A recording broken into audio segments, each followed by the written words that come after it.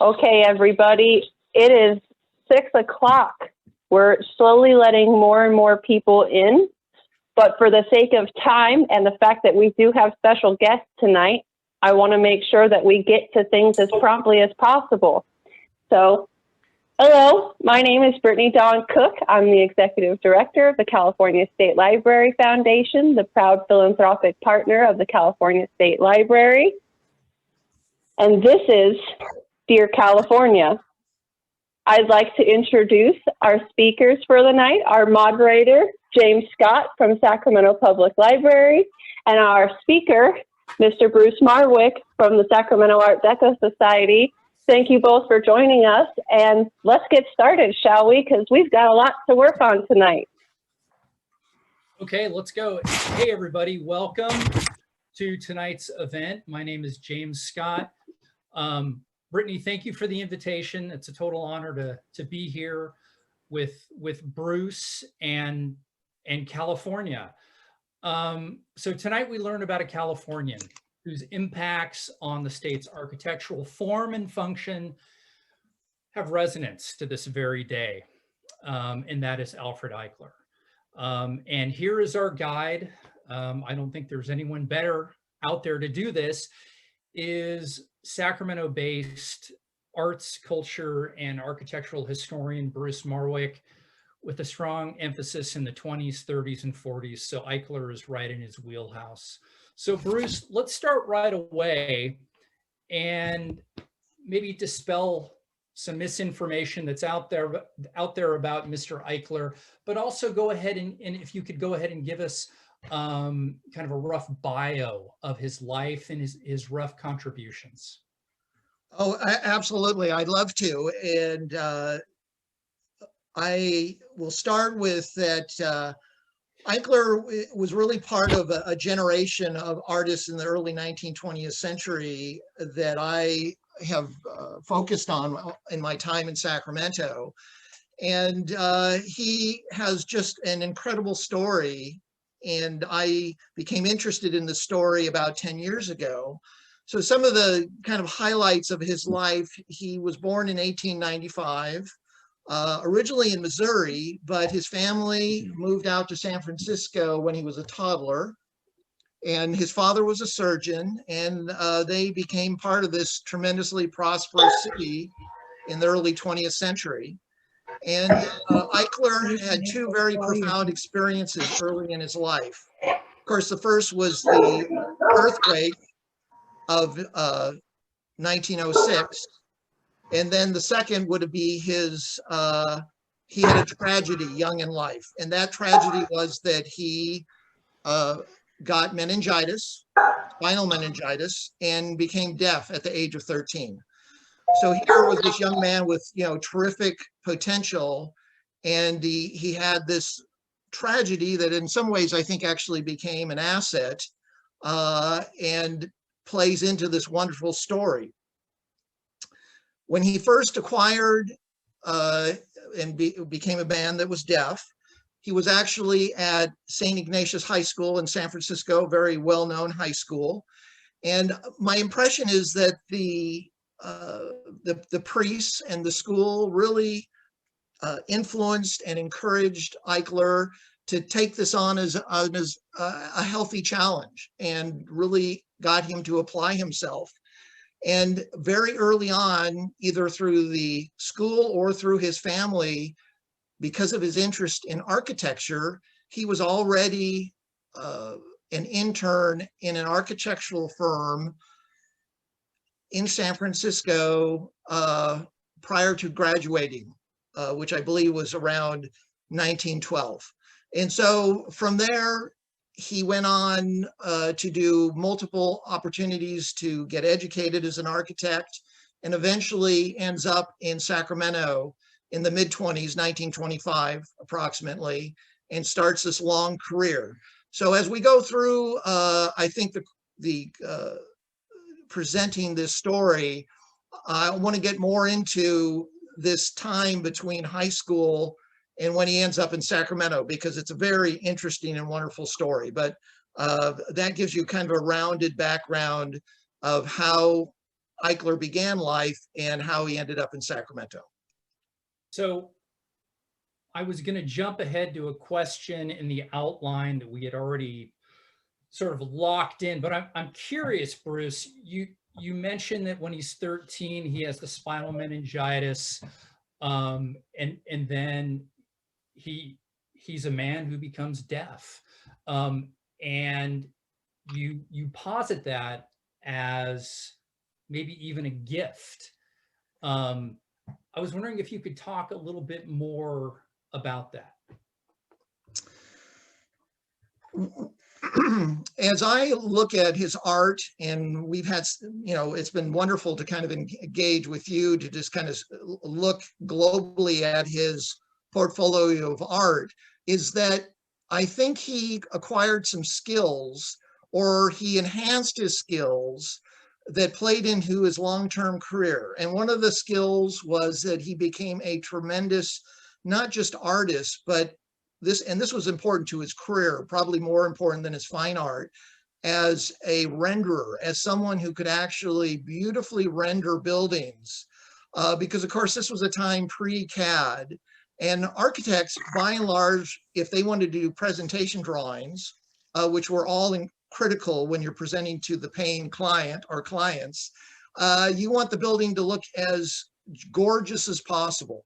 And he became so good at it that not only could he sell his own buildings, but many of the firms he worked for, and eventually when he joined the California State Division of Architecture, architects within that department actually reached out to him. They preferred having Eichler do their drawings or their presentation drawings because he did such a spectacular job.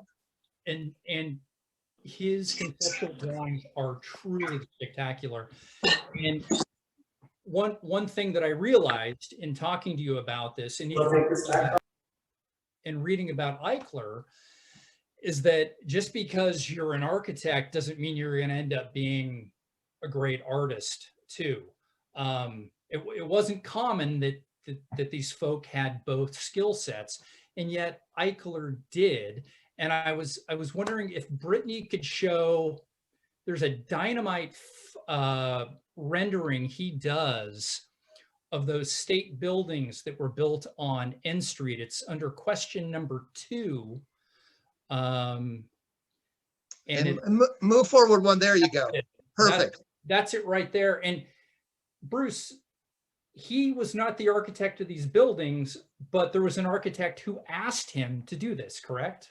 And that is great. That is correct. There was a architect who I've not been able to really explore, but his name was, he went by his initials, H.S. Hazen. And these two 1930s buildings, originally on left to right, was the motor vehicle building on the left and the public works building on the right. Now they're food and ag on the left to make things a little confusing, and transportation on the right. But that being said, Eichler did a wonderful elevation drawing. But this was also one of the, not to once again thinking about this format, but one of the great discoveries that I enjoyed going through the collection at the State Archives of his architectural drawings was discovering this particular piece, because it also shows that he was also adept at basically perspective and doing a bird's eye view when there was a time there were no drones. It was very, you had to be able to sit down basically with a compass and a straight edge and kind of figure out proportionally a bird's eye view. And this is just wonderful because he loved architecture. He was also gifted doing landscapes. He could create the whole environment. There's Westminster Church in the upper left corner, and the adjacent apartment houses, and of course the Capitol Dome. It's just a wonderful example of his ability because he had these multiplicity of skills, pull the whole drawing together. Yeah, and in this image, we're going to see, obviously, we're going to see others along the way, but his invocation of flora is common. in a lot of his conceptual drawings. And as a young man, all the way through his latter years, he spent a lot of time driving Northern California's rural roads, searching for what he called the spirit of the West.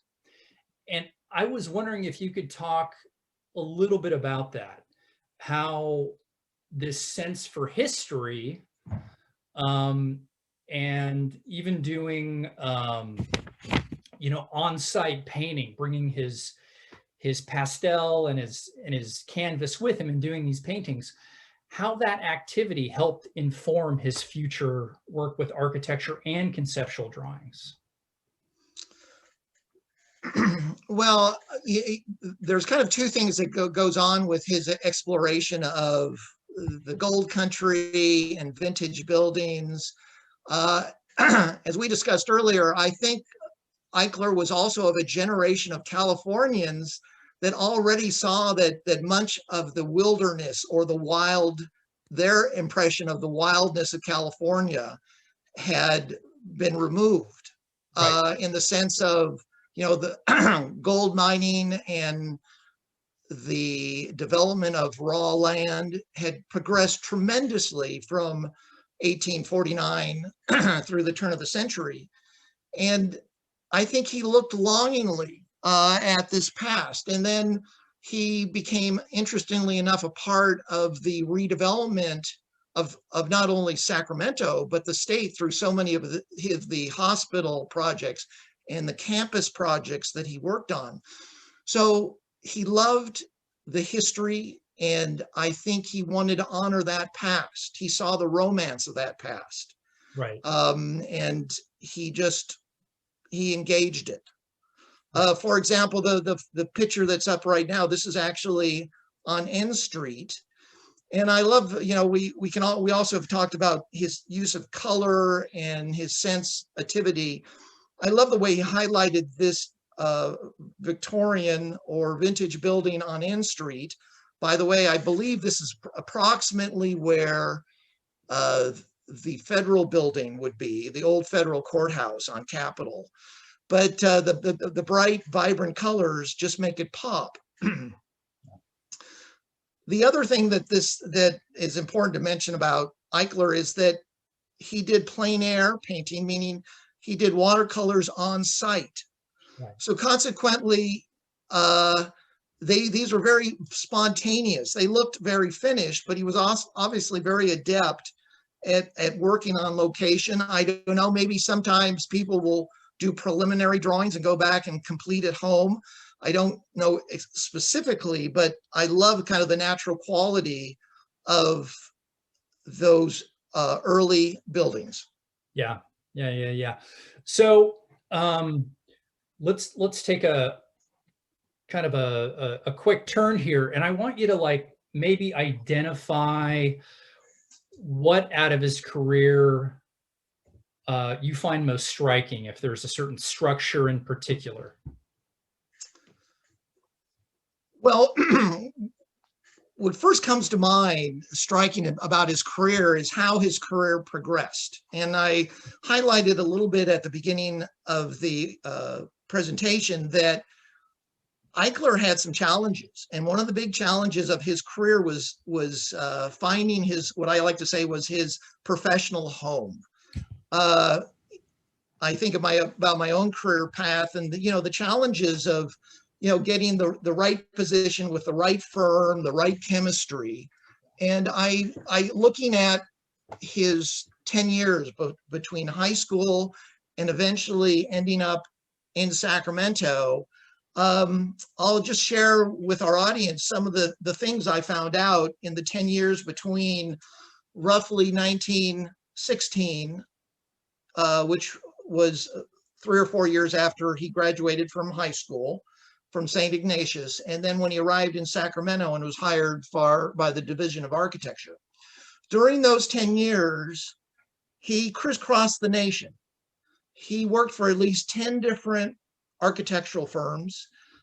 He took classes at least 3 universities, including the Corcoran in Washington, D.C., the School of Beaux-Arts in New York City, Columbia in New York City. He worked for the Naval Department during World War I, which I think was maybe, I'm just thinking, was an opportunity for him to engage in the America's war effort. But nothing seemed to stick. And he went all the way to the East Coast and eventually came all the way back to the West Coast. He ended up in Los Angeles in roughly 23 and 24. And it's just kind of fascinating to me that he didn't really find his home until he got to Sacramento. And all I can think of is that part of his challenge may have been the fact that as a man that was deaf, maybe there was some complications to those relationships. Maybe people weren't as open to bringing him on board full time. All of those education experiences did not lead to any type of degree. So, that's what stuck out in my mind was the fact that he was obviously diligently pursuing this career, but for whatever reason, the opportunity, that lasting opportunity didn't happen until he arrived in Sacramento. Okay. So thanks, Bruce. So we've talked a lot about his talent as an artist. I was wondering if you could go ahead and let's pivot over to architecture. And what do you think is probably his finest work, or maybe a work we can look at today that would provide a nice composite of all of his skill sets? Boy, that's a hard one. And I will explain why it's a hard one. He was very prolific. He did it different genres. He did, of course, architectural drawings, but is an entire collection of course, his vintage buildings, which happens to be not at the State Archives, but at the State Library. In addition to that, he did a lot of just classic landscapes, plein air landscapes that are beautiful. And at this point, I'd like to mention that I believe there are two gentlemen attending this presentation tonight, Paul Wirt and Carl Wirt. These are Alfred Eichler's grandnephews. And they've been wonderful in helping me and engaging in my research on their great uncle. But I know they also have lots of his landscapes, which are terrific. And I've never really been had an opportunity to review them closely, but that's a whole different genre. So if you're to challenge me, I would, even if I was to take on this task, I'd probably pick one, per genre. And certainly when we're talking about architecture, Brittany, can you bring up the panel with 4 pieces of architecture on it?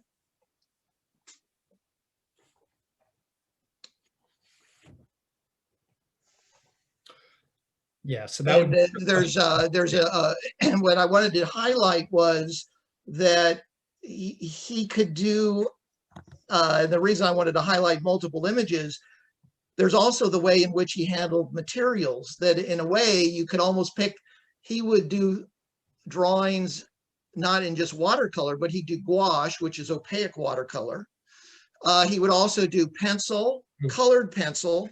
So I just wanted to show you this. This is just an opportunity to show the variety of different types of buildings he would do. And I thought it was kind of intriguing that he would, he did exhibit halls for the State Fair. He did bridges. That bridge was actually a drawing done for the Redwood Highway. Tunnels. This is the south entrance of the tunnel on the north side of the Golden Gate. And then in the lower right is actually one of my favorite drawings, although it's just black and white. This kind of quintessential Eichler is the building we see at street level that we were seeing from bird's eye view. In this particular case, I believe it's the one on the left, which originally would have been the motor vehicles building. And it's just terrific. So here we have 4 totally different buildings that he has drawn. But in addition, they're all different materials. In upper left, that's mostly watercolor, maybe with Prisma. To the right, the bridge is in pencil. to lower left is, I believe, Prismacolor, colored pencil on Canson paper or colored paper. And then to the right, probably charcoal pencil. So here we have 4 totally different buildings and 4 totally different mediums, and he was adept at all of them. I'll also add to that, James, that talking about being prolific, the State Archives has almost 500 of his drawings. And Amazing. One of the things I've been envious of, I'm absolutely elated that they are now all online. Anyone tonight can go and look at the Eichler collection at the State Archives. But when I was working on projects in the early 2010, 2012, I literally had to go in and pull them individually at a time. And while it was wonderful to do, it was quite time consuming.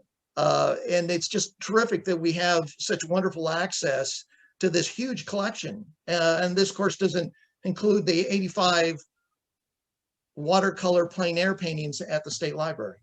Right. And so much of it has been digitized. Correct. Obviously, you know, a few keystrokes away. So Bruce, I want to go back into the early life of Eichler. You know, you mentioned born in Missouri, not born in California, but a lot of us end up here, and California takes us to amazing places. But he grew up in San Francisco. And so he would have been, I think, 11 when the great earthquake happened in 1906. Right. So through that very early adolescence into his teens, he would have been there, you know, right with a front row seat, seeing some of the most ornate, sophisticated architecture on the Pacific Rim going up in just a few years. In addition to that, there was the Pan American Exposition in 1915, the Palace of Fine Arts. I mean, I don't want to get too much into the location theory thing, but how much of a role did this have in growing him as an architect and an artist? Well, there's kind of 2 halves of that. The first is just the practical side. I think they're, you know, one of the wonderful things that I do, and I like to believe that his parents and his family were supportive, is, you know, getting him into acknowledging that he had this skill, that he loved art, that he was probably adept at doing mechanical or technical drawings associated with an architectural firm. And the fact that the family promoted that, and he started working in a firm at age 16, I think was just absolutely terrific.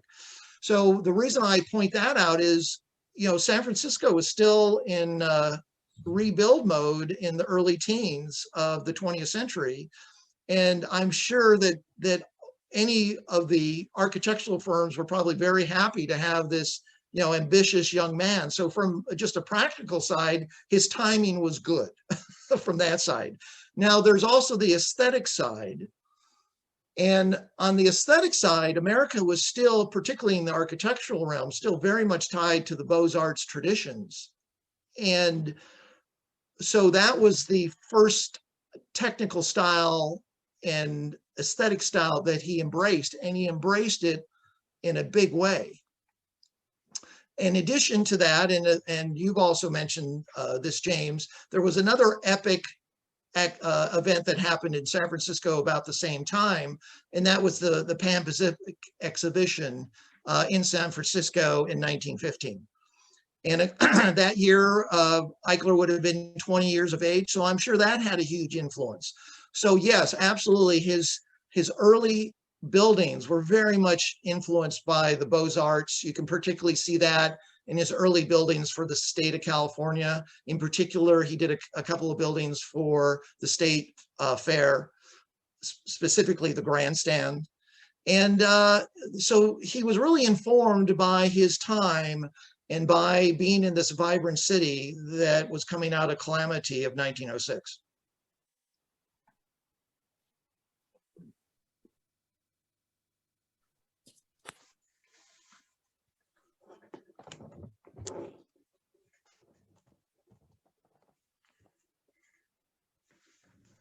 James, You're you're muted. muted. There you go. I'm that guy. Okay. Sorry, everyone. Can you run through that one more time? Yes, absolutely. So we're coming up to the 90th anniversary of the National Recovery Act deal. And so obviously Eichler and many other California architects, well, architects nationwide, benefited greatly from funding that was coming from the federal government, the WPA. And so I was wondering if you could go ahead and talk about some of the work he did. One big elephant sitting on the Sacramento River, laying across the Sacramento River. In particular, if you could talk about that, Bruce. Well, we must be talking about the Tower Bridge. Oh my goodness. Well, you could do an entire segment just on the Tower Bridge, because Eichler so embraced this project that we are so blessed that he was the man put on charge, because he put tremendous effort into this project. He did just many, many, many drawings. We are blessed to have the drawings. Most of the drawings are at the State Archives, although their importance are acknowledged because they were a WPA partly funded project. The Library of Congress has matching drawings and are in their digital collection. So it's just terrific to have.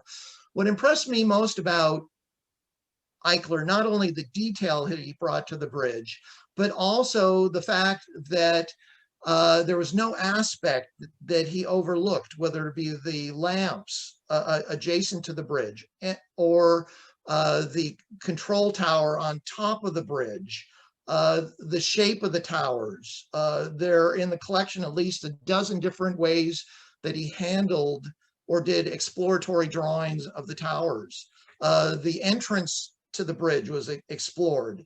So it's just to his great credit that he lovingly embraced the project. He knew the importance of the project.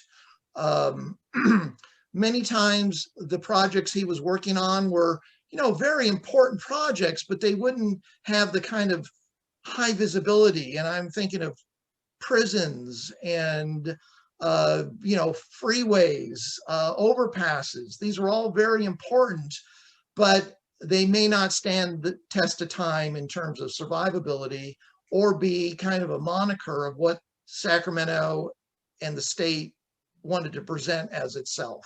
So he just did a terrific job. Right.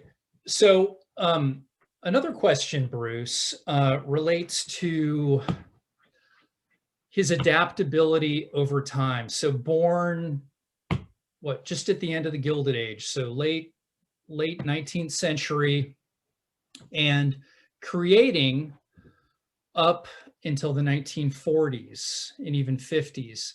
And I was wondering, what was he the kind of guy who was sort of inflexible when it came to adapting his architectural projects to the art paradigm of the day?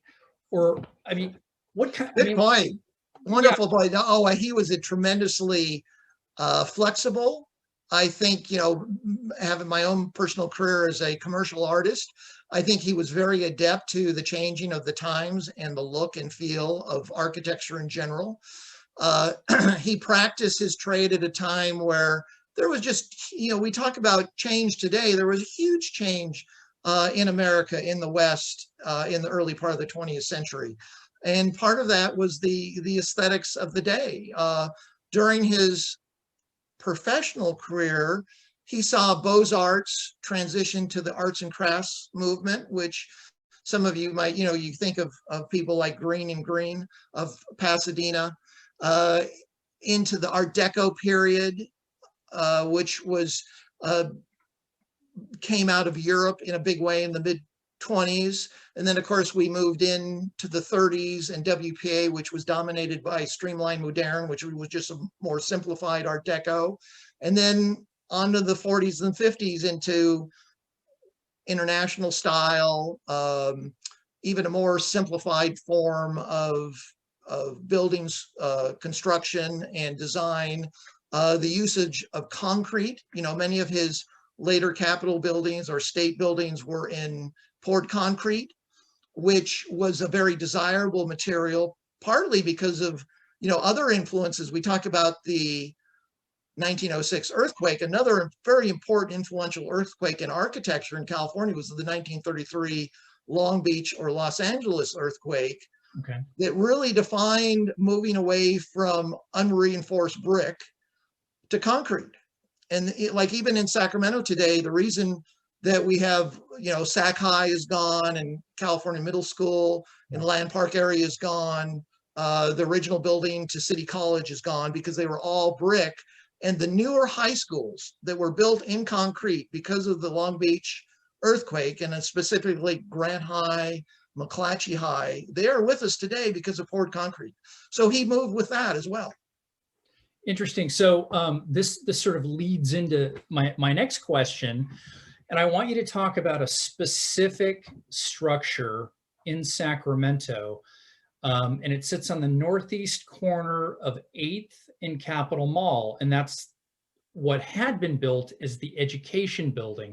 In Brittany, that's under question 5, if you'd like to bring up that plate. But I was wondering if you could talk about that, because it's I don't know, it's unique in that it combines some really interesting Greco-Roman style relief with something that looks total GI Bill, if you could speak. Good point. The building was built of these new concrete practices. It was built in the late 40s. And what's interesting also is that I think Eichler appreciated the fact that, you know, here he had this love of old buildings with all their wonderful detail. But the real kind of irony is that I think in many ways, because he did grow up through the Beaux-Arts and the arts and crafts, he loved detail on building, yet he was in an era where building detail was going away. So he actually integrated, I think in a way, a previous form of design element. And that was, if anyone is familiar with Capitol Avenue, and this building in particular, which is now the Department of Disabilities, originally the Department of Education, is it has these wonderful bas reliefs of really educators in niches at the first floor level.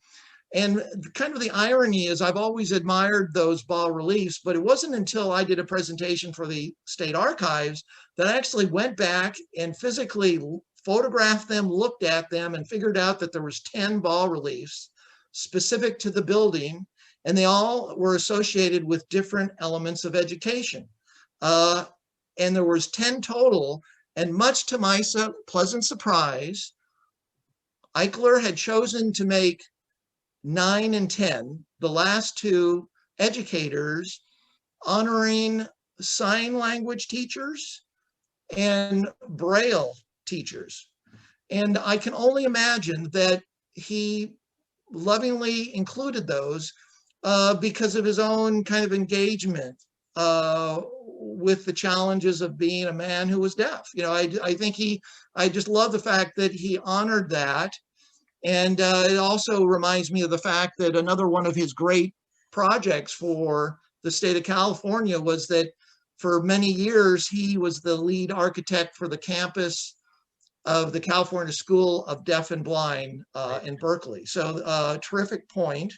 I don't know, Brittany, were you ever able to bring that up? Because on my screen, I actually see were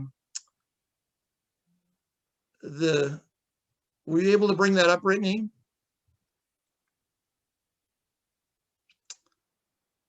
Oh gosh. The reliefs were just up. Okay. Did everybody else see the reliefs? James, did you have the relief? So yeah, I saw a folder and a That's interesting. Yeah, and a I'm so sorry, everybody. That's okay. That's interesting. On my end, it is showing the image. Can you see it now? There it is. There we go. Interesting. So this just gives a quick glimpse of 5 of the niches, but I wanted to at least show the one honoring sign language. And the other thing that struck me, and you may remember my comments earlier, that originally when Eichler came of age in America, using sign language was not permitted. And when I say not permitted, it was not encouraged. And so at the time, Eichler actually learned as a young man to read lips. And I know from my own kind of engagement with the hearing impaired community that today reading lips is very much discouraged just because it's such a difficult activity and that a lot can be lost in translation. And so it's very kind of telling to me that I have found articles and kind of appreciate that Eichler worked with societies in Sacramento helping Sacramentans to read lips. But that was back in the 20s and the 30s. And when this building was built in the late 40s, I do think it's a little bit telling that he chose to show this activity, which I think is just terrific and is once again a testament to his interest and he realizing the importance of acknowledging this is a part of education in California. So I'm going to ask you a question that you don't know it's coming. Okay. We talked about game. This, but I'm so interested in legacy because it's obvious that Eichler's footprint is so vast. You know, when it comes to advocacy for the deaf, to obviously all the architectural, accomplishments that we've just talked about. But let's talk about legacy. And when you drive through San Francisco, or if you go to LA, or even in Sacramento, do you ever look at any non-Eichler creations and look at, maybe pick up some nuance that has a touch of the Eichler to it, as a way of maybe understanding some legacy, some lingering influence he has on the school of architecture? That is a hard one. And it's a hard one because I do think that many times if an architect has a distinctive style and they hold to that style, it becomes kind of their footprint, their mark on history. Eichler was adapting to the times, so it's a little bit more challenging. In many ways, I think that his art, as well as maybe some of his earlier style pieces, like some of my favorite pieces, and it's a genre that I apologize for missing. He did some terrific Spanish Revival, Italian Revival architectural drawings, specifically for the State College of Santa Barbara before it evolved into the University of Santa Barbara. Some of the hospitals he did, some of the children's homes he did. I'm very much in my own particular style that I enjoy looking at. I'm also a vintage tile enthusiastic. The Spanish Revival is a big one for me. So if there's anything, I think some of his Spanish Revival work, he worked on San Diego State, for example. And the core campus is a Spanish Revival campus. So I guess that's how I would answer it. The other would be Capitol Mall, because he was the supervising architect of the EDD building, the personnel building, and the education building, which is now Department of Disabilities. And those are all just right in a little gaggle, aren't they? They're just so close to each other. Good analogy. Yeah, right by the the extension building. I don't know how we are on time, James, but I would be remiss if I also didn't talk about one of my passions about talking about the Eichler story. And that passion is the misconception or the confusion over a creative person with the name Eichler. Yes. In California, of course, there is another Eichler. And this time I'm talking about Joseph Eichler, the mid-century modern home developer. And many times, and I understand it because it's hard to grasp all the history in terms of architectural style, but many times people confuse Alfred Eichler, the architect, with Joseph Eichler, the developer. And while I love the mid-century modern homes, a part of my heart kind of falls when I hear that little bit of confusion. And it's almost gotten to a point where it's almost like a little personal mission of mine to try to resurrect the name of Alfred Eichler. And I just want to give you this one example that's up on the screen. This is actually over 10 years ago, but it's a caption from the California statewide Historic Preservation Plan from the California Office of Historic Preservation. And even they accidentally put the wrong person to a mid-century modern house. And I got a chuckle out of it because even the experts can make a mistake. You know, and it also begs the question, you know, Eichler lived well into the 1970s. So he must have been seeing this too and thinking, what in the world?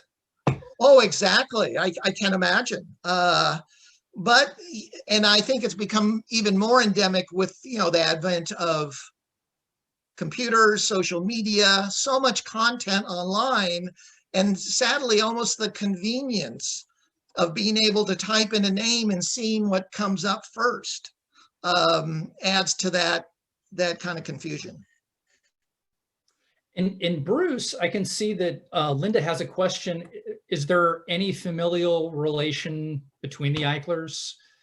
None that I can find.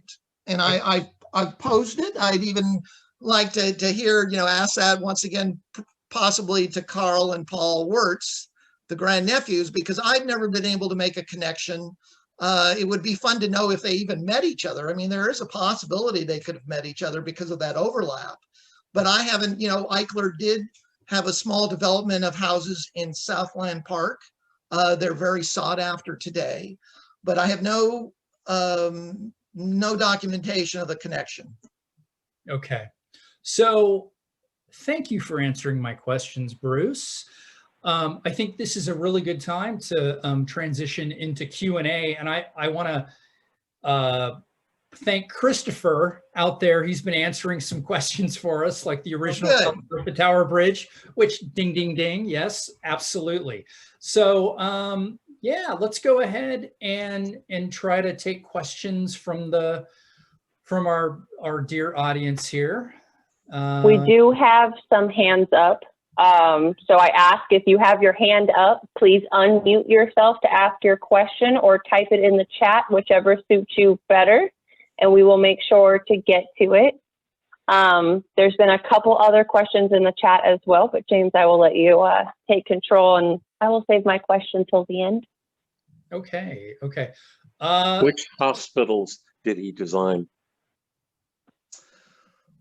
Boy, you would hit me with something like that. Yountville, he did multiple of mental health hospitals.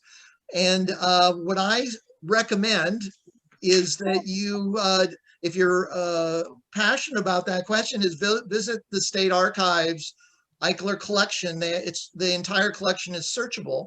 And I was on it just the last week. So I highly recommend it because it is a terrific resource. Just amazing resource. So just really quickly, Carl. Yountville, the Veterans Hospital? Correct.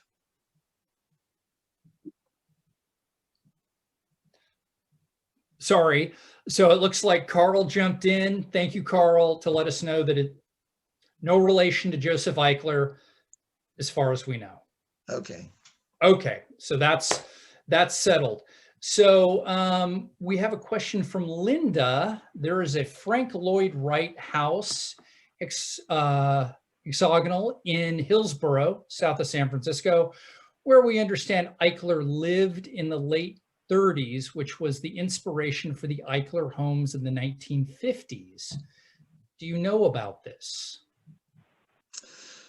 Not specifically, but of course we're talking about Joseph Eichler. And what I can say though is, to Joseph Eichler's credit, he did a terrific job of acknowledging a up-and-coming art movement, and he engaged in really terrific architects.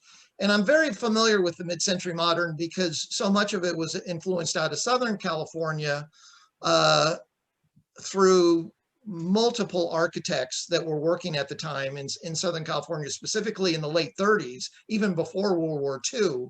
And there was actually a magazine, an arts magazine called Arts and Architecture out of Southern California, that if some of you are passionate about mid-century modern homes will know that starting in the early 40s through the early 60s, Art and Architecture every year commissioned a mid-century modern home to be built.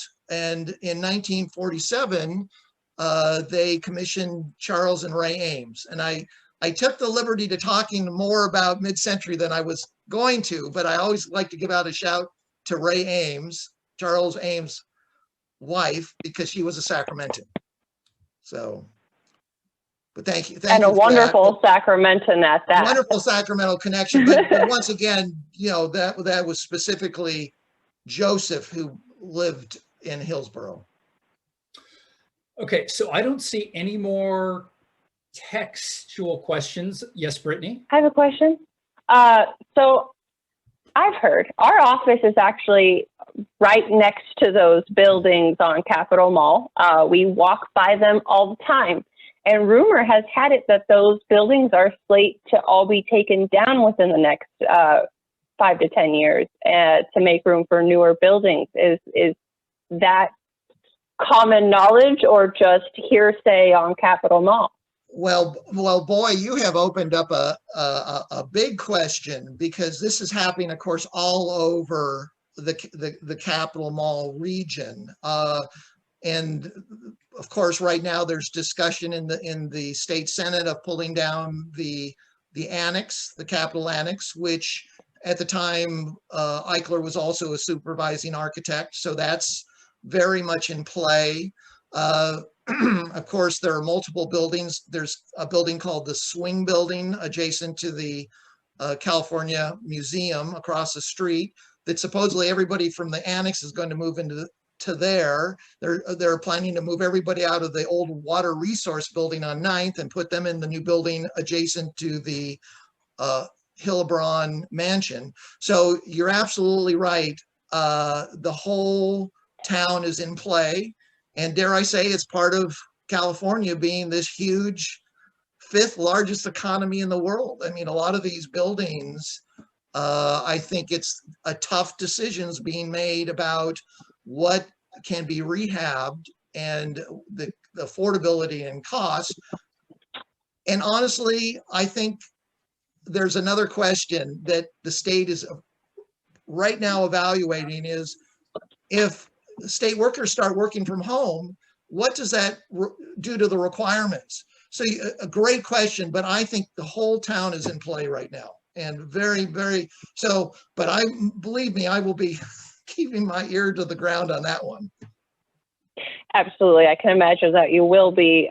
We've been keeping an eye on the state capitol. As many people know, the state library was born in the state capitol with one small donation, and it has grown so large that we now occupy our 2 very own buildings, which we are awfully proud of, but it's all growth. And so unfortunately, that's the world we play in as history, and architectural history, as you watch the buildings that have made people's livelihoods, and then they just disappear as time goes by.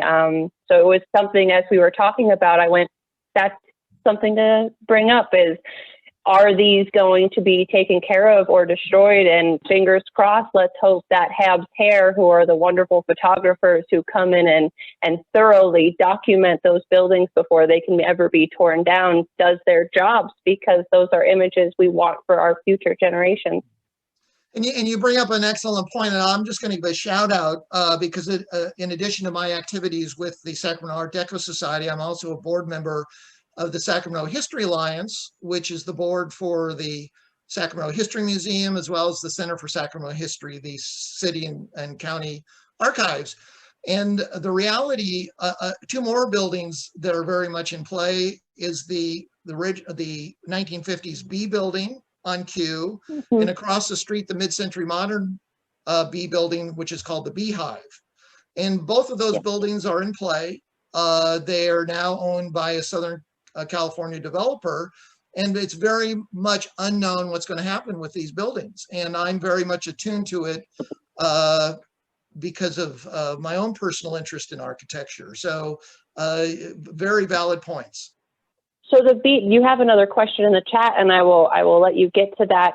One last question. The B buildings, it was my understanding that that's also part of the original Buffalo Brewing Company, and they had just extended that property to fit the B. Is that correct? That is where the Buffalo Brewing Factory was. It was pulled down for the initial building there on the corner of 21st and Q. And then later they did a super block, meaning it's a two-city block. They basically built the manufacturing plant as it grew in the 60s, 70s, 80s. They took over the next block adjacent. So it is a two-city block facility. Thank you for clarifying. James, would you like to address the chat? Sure. So thank you, Brittany. We just have a few more questions, it looks like. The Schornstein building. What building is that? Bruce, are you familiar with that on Capitol Mall? I'm not. Which building are we speaking of? So it looks like Richard asked it. MD went ahead and referenced it earlier. So before that's sorted out, a great question from MD. Is there a particular example of a now lost Eichler project you miss the most? Well, you know, that's a great question. And one of the other challenges with Eichler, because he worked in a large office, he had different roles on different buildings.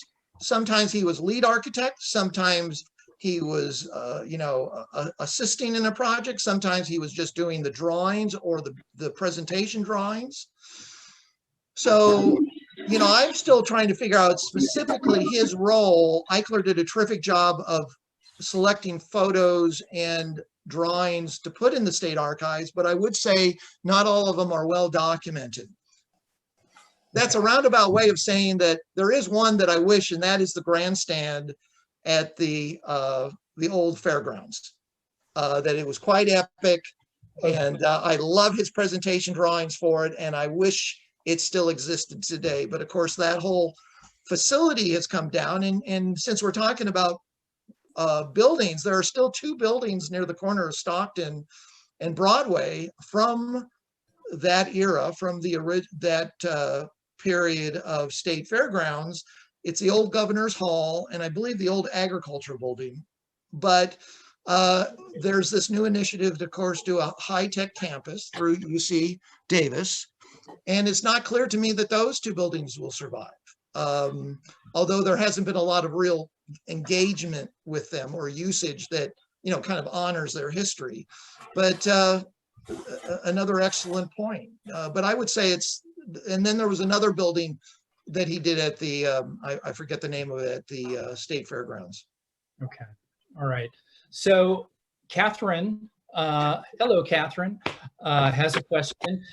How large on average are the color paintings in drawings that Eichler created?